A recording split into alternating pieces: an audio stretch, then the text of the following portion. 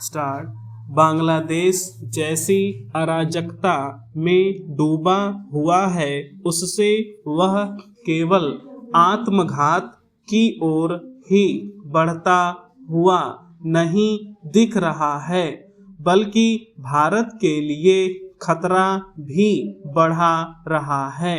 वैसे तो यह देश अस्थिरता से तभी से घिरा है जब पिछले वर्ष वहां शेख हसीना सरकार का तख्ता पलट दिया गया था।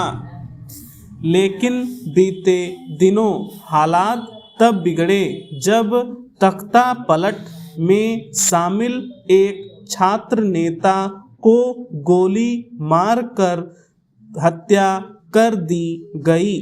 यह वही छात्र नेता था जिसने कुछ ही दिनों पहले पूर्वोत्तर को भारत से अलग करने की धमकी दी थी।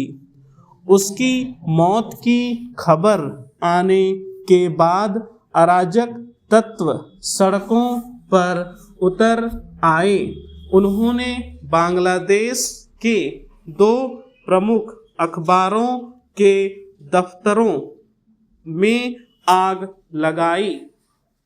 एक प्रमुख सांस्कृतिक केंद्र को आग के हवाले किया और भारत के खिलाफ माहौल बनाने के लिए भारतीय उच्चायोगों को घेराव शुरू कर दिया।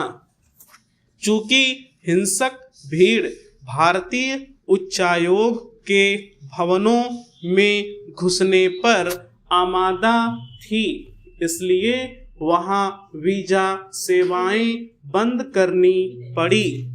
यह तब हुआ जब कुछ ही दिनों पहले बांग्लादेश में भारत के खिलाफ उग्र बयानबाजी के लिए वहां के उच्चायुक्त को तलब कर नाराजगी जताई गई थी।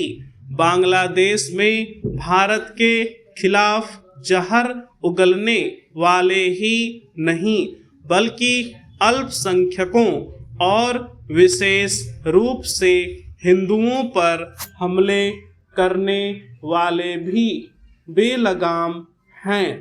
इसी कारण वहां के एक हिंदू को इस निंदा के झूठे आरोप में पीट पीट कर मार दिया गया और फिर उसके शव को भीड़ के सामने जला दिया गया।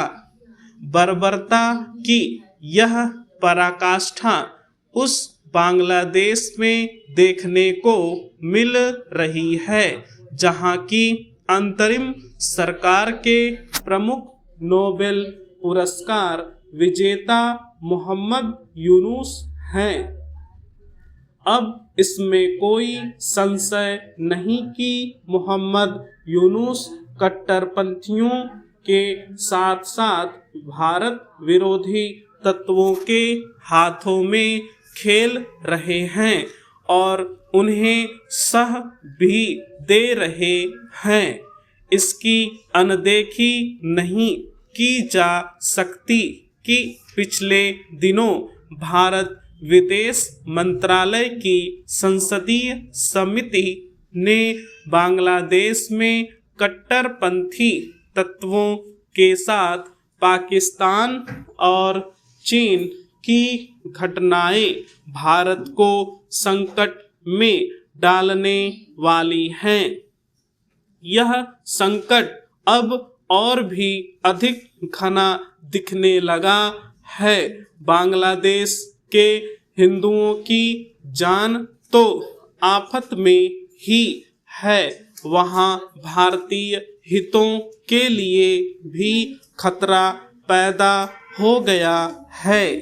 बांग्लादेश एक ऐसे समय अराजकता में डूबा है जब वहां चुनाव नजदीक है।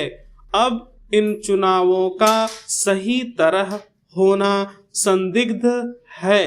इन चुनावों में शेख हसीना की पार्टी अवामी लीग को भारत लेने से रोकने के साथ ही पाकिस्तान पश्त जमाते इस्लामी समेत अन्य कट्टरपंथी ताकतों को भी चुनाव लड़ने की छूट दे दी गई है। चिंता की बात यह है कि चुनाव बाद वहां इस्लामिक कट्टरपंथियों के वर्चस्व वाली ऐसी सरकार आ सकती है जो भारतीय हितों के खिलाफ खुलकर काम करे। स्टॉप।